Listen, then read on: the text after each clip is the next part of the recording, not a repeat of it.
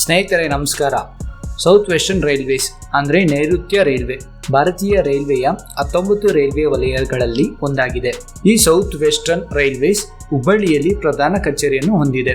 ಕರ್ನಾಟಕವು ದಕ್ಷಿಣ ಭಾರತದ ಹೃದಯ ಭೂಮಿಯಾಗಿದೆ. ರೈಲು ಸಂಪರ್ಕದ ಮೂಲಕ ದೇಶದ ಆರ್ಥಿಕತೆ, ಪ್ರವಾಸೋದ್ಯಮ ಹಾಗೂ ಸಾಮಾಜಿಕ ಅಭಿವೃದ್ಧಿಗೆ ನಿರಂತರವಾಗಿ ಮಹತ್ತರ ಕೊಡುಗೆ ನೀಡುತ್ತಿದೆ. ಕರ್ನಾಟಕದಲ್ಲಿನ ರೈಲು ಮಾರ್ಗಗಳು ಕೇವಲ ಜನರ ಪ್ರಯಾಣಕ್ಕಾಗಿ ಮಾತ್ರ ಸೀಮಿತವಾಗಿಲ್ಲ. ಅವು ಕೃಷಿ ಉತ್ಪಾದನೆಗಳು, ಕೈಗಾರಿಕೆ ವಸ್ತುಗಳು ಹಾಗೂ ಐಟಿ ವಲಯಗಳ ಅಗತ್ಯಗಳಿಗೆ ಸಹ ಮುಖ್ಯವಾಗಿದೆ. ಇತಿಹಾಸ ಪುಟಗಳನ್ನು ನೋಡೋದಾದರೆ, ಮೈಸೂರು ಸಂಸ್ಥಾನದ ಕಾಲದಲ್ಲಿಯೇ ರೈಲ್ವೆಯು ಪ್ರಾರಂಭವಾಯಿತು. ಬೆಂಗಳೂರನ್ನು ಮೈಸೂರು ನಂತರ ಚೆನ್ನೈ ಹಾಗೂ ಬಾಂಬೆ ನಗರಗಳೊಂದಿಗೆ ಸಂಪರ್ಕಿಸುವ ಮೂಲಕ ಕರ್ನಾಟಕವು ಭಾರತದ ನವೀನ ಆರ್ಥಿಕ ಚಟುವಟಿಕೆಗಳ ಭಾಗವಾಯಿತು. ಇಂದು ಕರ್ನಾಟಕದಲ್ಲಿ ಸುಮಾರು 3800 ಕಿಲೋಮೀಟರ್ಗಿಂತಲೂ ಹೆಚ್ಚು ರೈಲು ಮಾರ್ಗವಿದೆ. ಬೆಂಗಳೂರು ನಗರವನ್ನು ದಕ್ಷಿಣ ಭಾರತದ ಪ್ರಮುಖ ರೈಲು ಜಂಕ್ಷನ್ ಎಂದು ಕರೆಯಲಾಗುತ್ತದೆ. ಇಲ್ಲಿ ಪ್ರತಿದಿನ ನೂರಾರು ರೈಲುಗಳು ಓಡಾಡುತ್ತಿದ್ದು ದೇಶದ ಬಹುತೇಕ ರಾಜ್ಯಗಳಿಗೆ ನೇರ ಸಂಪರ್ಕ ನೀಡುತ್ತವೆ. 2003ರಲ್ಲಿ ದಕ್ಷಿಣ ರೈಲ್ವೆ, ದಕ್ಷಿಣ ಕೇಂದ್ರ ರೈಲ್ವೆ ಮತ್ತು ಕೇಂದ್ರ ರೈಲ್ವೆಗಳಿಂದ ಮಾರ್ಗಗಳನ್ನು ಸಿದ್ಧಪಡಿಸಿ ಸೌತ್ ವೆಸ್ಟರ್ನ್ ರೈಲ್ವೆಯನ್ನು ರಚಿಸಲಾಯಿತು. ದಕ್ಷಿಣ ರೈಲ್ವೆಯಿಂದ ಮೈಸೂರು ಮತ್ತು ಬೆಂಗಳೂರು ವಿಭಾಗಗಳನ್ನು, ದಕ್ಷಿಣ ಕೇಂದ್ರ ರೈಲ್ವೆಯಿಂದ ಹುಬ್ಬಳ್ಳಿ ವಿಭಾಗವನ್ನು ವಿಭಜಿಸುವ ಮೂಲಕ ನೈಋತ್ಯ ರೈಲ್ವೆ ವಲಯವು ಏಪ್ರಿಲ್ 1, 2003ರಂದು ಅಸ್ತಿತ್ವಕ್ಕೆ ಬಂದಿತು. ಇದು ಹುಬ್ಬಳ್ಳಿಯಲ್ಲಿ ಪ್ರಧಾನ ಕಚೇರಿಯನ್ನು ಹೊಂದಿದ್ದು ಹುಬ್ಬಳ್ಳಿ, ಮೈಸೂರು ಮತ್ತು ಬೆಂಗಳೂರಿನಲ್ಲಿ 3 ವಿಭಾಗಗಳನ್ನು ಒಳಗೊಂಡಿದೆ. ಕಲಬುರಗಿಯಲ್ಲಿರುವ 4ನೇ ವಿಭಾಗವು ಹುಬ್ಬಳ್ಳಿ, ಸಿಕಂದರಾಬಾದ್, ಗುಂಟ್ಕಲ್ ಮತ್ತು ಸೊಲ್ಲಾಪುರ ವಿಭಾಗಗಳಿಂದ ರಚಿಸಬೇಕಾದ 4ನೇ ವಿಭಾಗವಾಗಬೇಕಿತ್ತು. ಪ್ರಸ್ತುತ ಕಲಬುರಗಿಯಲ್ಲಿರುವ ವಿಭಾಗೀಯ ಕಚೇರಿ ಕಾರ್ಯಾಚರಣೆಯ ನಿರ್ಬಂಧಗಳಿಂದ ಸ್ಥಗಿತಗೊಂಡಿದೆ. ಪ್ರಸ್ತುತ ವಿದ್ಯಮಾನಗಳ ಪ್ರಕಾರ ವಿ ಸೋಮಣ್ಣನವರು ಕೇಂದ್ರ ಸರ್ಕಾರದೊಂದಿಗೆ ಚರ್ಚಿಸಿ ರಾಜ್ಯದಲ್ಲಿನ ಸಾರಿಗೆ ಅಭಿವೃದ್ಧಿ ಹಾಗೂ ಜನಗಳ ಹಿತದೃಷ್ಟಿಯಿಂದ ರಾಜ್ಯದಲ್ಲಿ ಹೊಸ ರೈಲು ಮಾರ್ಗಗಳನ್ನು ಮಾಡಲಾಗಿರುವ ಬಗ್ಗೆ ಸುದ್ದಿಗೋಷ್ಠಿಯಲ್ಲಿ ಹಂಚಿಕೊಂಡಿದ್ದಾರೆ. ತುಮಕೂರು ಹಾಗೂ ದಾವಣಗೆರೆ ನಡುವೆ ನೇರವಾಗಿ ರೈಲು ಮಾರ್ಗವನ್ನು 2 ವರ್ಷಗಳಲ್ಲಿ ಪೂರ್ಣಗೊಳಿಸುವುದಾಗಿ ಮತ್ತು ಈ ಮಾರ್ಗದಲ್ಲಿ ಮೊದಲ ರೈಲಿನ ಸಂಚಾರವನ್ನು ಆದಷ್ಟು ಬೇಗ ನಡೆಸುವುದಾಗಿ ಕೇಂದ್ರ ಸರ್ಕಾರ ಬದ್ಧವಾಗಿದೆ ಎಂದು ಕೇಂದ್ರ ಸಚಿವ ವಿ ಸೋಮಣ್ಣನವರು ತಿಳಿಸಿದ್ದಾರೆ.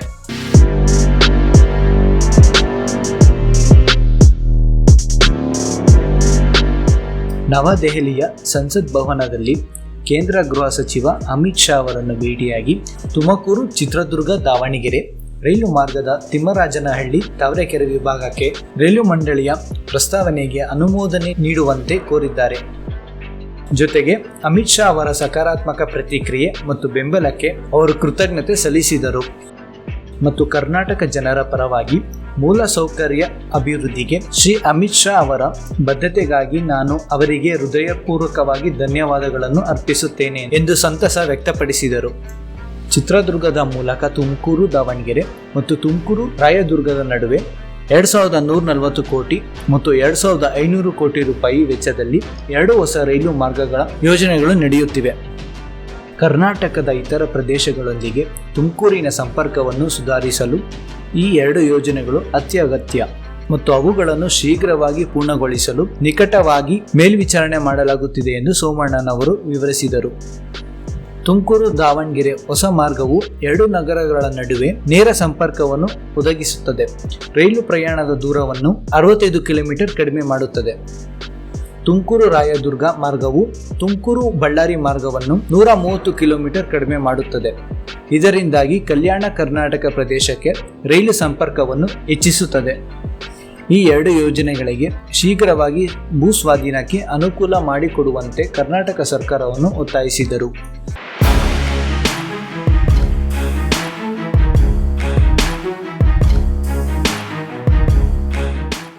ಪ್ರಧಾನಿ ಶ್ರೀ ನರೇಂದ್ರ ಮೋದಿ ಅವರ ನಾಯಕತ್ವದಲ್ಲಿ ಕಳೆದ 10 ವರ್ಷಗಳಲ್ಲಿ ರೈಲುಗಳು ಸಮಗ್ರ ಪರಿವರ್ತನೆಗೆ ಒಳಗಾಗಿವೆ. ಪ್ರಧಾನಿಯವರು ರೈಲ್ವೆಯನ್ನು ದೇಶದ ಬೆಳವಣಿಗೆಯ ಇಂಜಿನ್ ಎಂದು ಕರೆದಿದ್ದಾರೆ. ಪ್ರಧಾನಿಯವರ ನಾಯಕತ್ವದಲ್ಲಿ ಕರ್ನಾಟಕ ರೈಲ್ವೆ ಯೋಜನೆಗಳ ಸರಾಸರಿ ವೆಚ್ಚ ಸುಮಾರು 9 ಪಟ್ಟು ಹೆಚ್ಚಾಗಿದೆ ಎಂದು ಸಚಿವರು ಉಲ್ಲೇಖಿಸಿದರು. ಸರಕು ಸಾಗಾಣಿಕೆ ಕ್ಷೇತ್ರದಲ್ಲಿ ಕರ್ನಾಟಕದ ರೈಲ್ವೆ ಪಾತ್ರ ಅನನ್ಯ. ಉಕ್ಕು, ಕಬ್ಬಿಣದ ಧಾತು, ಸಕ್ಕರೆ, ಕಾಫಿ, ಹತ್ತಿ ಹಾಗೂ ಹಣ್ಣು ತರಕಾರಿಗಳನ್ನು ದೇಶದ ವಿವಿಧ ಭಾಗಗಳಿಗೆ ತಲುಪಿಸಲು ರೈಲ್ವೆ ಪ್ರಮುಖವಾಗಿದೆ.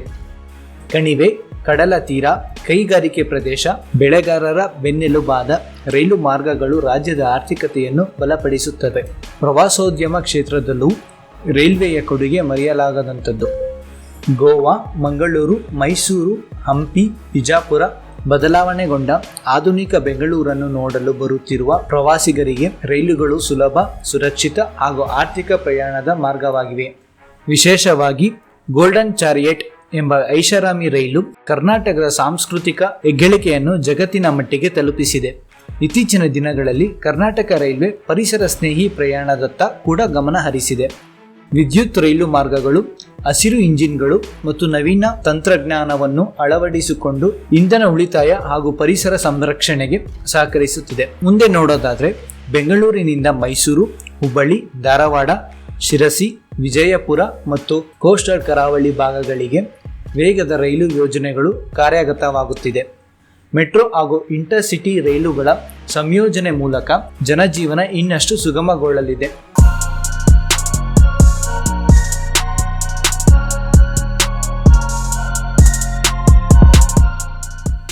ಕರ್ನಾಟಕದ ರೈಲ್ವೆಯ ಕೊಡುಗೆ ಕೇವಲ ಹಳಿಯಲ್ಲಿ ಓಡಾಡುವ ರೈಲುಗಳಷ್ಟೇ ಅಲ್ಲ, ಅದು ನಮ್ಮ ಸಂಸ್ಕೃತಿ, ಆರ್ಥಿಕತೆ, ಕೈಗಾರಿಕೆ ಮತ್ತು ಪ್ರವಾಸೋದ್ಯಮದ ಅವಿಭಾಜ್ಯ ಅಂಗವಾಗಿದೆ. ಸರಕು ಸಾಗಾಣಿಕೆಯಿಂದಲೇ ಸುಮಾರು 1,68,000 ಕೋಟಿ ಆದಾಯ, ಪ್ರಯಾಣಿಕರ ಟಿಕೆಟ್ ಮತ್ತು ಸೇವೆಗಳಿಂದ 70,000 ಕೋಟಿ ಆದಾಯ, ಒಟ್ಟಿನಲ್ಲಿ 2.39 ಲಕ್ಷ ಕೋಟಿಗಿಂತ ಹೆಚ್ಚು ಆದಾಯ ರೈಲ್ವೆಗೆ ದೊರೆತಿದೆ. ಈ ಸಂಪೂರ್ಣ ಆದಾಯವು ಕೇಂದ್ರ ಸರ್ಕಾರದ ಖಜಾನೆಗೆ ಸೇರುತ್ತದೆ. ಬಳ್ಳಾರಿ, ಹುಬ್ಬಳ್ಳಿ, ಮಂಗಳೂರು ಮಾರ್ಗದ ಮೂಲಕ ಕಬ್ಬಿಣ, ಉಕ್ಕು, ಸಕ್ಕರೆ, ಕಾಫಿ ಸೇರಿದಂತೆ ಸಾವಿರಾರು ಟನ್ ಸರಕುಗಳನ್ನು ಬೇರೆ ರಾಜ್ಯಗಳಿಗೆ ಸಾಗಿಸಲಾಗುತ್ತದೆ. ಇದರಿಂದಲೇ ಕೇಂದ್ರದ ರೈಲ್ವೆಗೆ ವರ್ಷಕ್ಕೆ ಸಾವಿರಾರು ಕೋಟಿ ಆದಾಯ ಸೇರುತ್ತದೆ. ಬೆಂಗಳೂರು ಮೈಸೂರು, ಬೆಂಗಳೂರು ಮುಂಬೈ, ಬೆಂಗಳೂರು ಡೆಲ್ಲಿ, ಬೆಂಗಳೂರು ಗುವಾಹಟಿ ಮಾರ್ಗಗಳು ಪ್ರಯಾಣಿಕರ ಸಂಖ್ಯೆಯಲ್ಲಿ ದೇಶದಲ್ಲಿ ಟಾಪ್ ಲೆವೆಲ್ ಅಲ್ಲಿ ಇವೆ. ಪ್ರತಿದಿನ ಲಕ್ಷಾಂತರ ಜನ ಪ್ರಯಾಣ ಮಾಡುವುದರಿಂದ ಕೇಂದ್ರಕ್ಕೆ ನೇರವಾಗಿ ಟಿಕೆಟ್ ಆದಾಯ ಸೇರುತ್ತದೆ. ಮಂಗಳೂರು ಬಂದರಿನ ಮೂಲಕ ಸಾಗುವ ಅಂತಾರಾಷ್ಟ್ರೀಯ ಸರಕುಗಳಿಗೂ ರೈಲ್ವೆ ಮುಖ್ಯ ಮಾರ್ಗವಾಗಿದ್ದು, ಇದು ಕೇಂದ್ರಕ್ಕೆ ವಿದೇಶಿ ವಿನಿಮಯ ಆದಾಯ ತರಿಸುತ್ತಿದೆ. ಇದೇ ಕಾರಣಕ್ಕೆ ಕರ್ನಾಟಕದಿಂದ ರೈಲ್ವೆಗೆ ಬರುತ್ತಿರುವ ಆದಾಯವನ್ನು ಪ್ರತ್ಯೇಕವಾಗಿ ಲೆಕ್ಕ ಹಾಕಲಾಗದಿದ್ದರೂ ಅದು ಕೇಂದ್ರದ ಒಟ್ಟು ರೈಲ್ವೆ ಆದಾಯದಲ್ಲಿ ಬಹುಮುಖ್ಯ ಪಾತ್ರ ವಹಿಸಿದೆ ಎಂಬುದು ಸ್ಪಷ್ಟ. ಈ ನಿಟ್ಟಿನಲ್ಲಿ ನಮ್ಮ ಕನ್ನಡ ನೆಲದ ಕೊಡುಗೆ ಅಪಾರ ಅಂತ ಹೇಳಿದ್ರೆ ಅದು ನಮ್ಮ ಹೆಮ್ಮೆ. ಮುಂದಿನ ದಿನಗಳಲ್ಲಿ ದಕ್ಷಿಣ ಪಶ್ಚಿಮ ರೈಲ್ವೆ ತನ್ನ ವಾರ್ಷಿಕ ವರದಿಯಲ್ಲಿ ಕರ್ನಾಟಕದ ಕೊಡುಗೆಯನ್ನು ಪ್ರತ್ಯೇಕವಾಗಿ ಪ್ರಕಟಿಸಿದರೆ ನಿಖರ ಅಂಕಿಅಂಶಗಳು ತಿಳಿಯಲು ಸಾಧ್ಯವಾಗುತ್ತದೆ. ಈ ವಿಡಿಯೋ ಇಷ್ಟ ಆದರೆ ಲೈಕ್, ಶೇರ್ ಹಾಗೂ ಸಬ್ಸ್ಕ್ರೈಬ್ ಮಾಡಿ.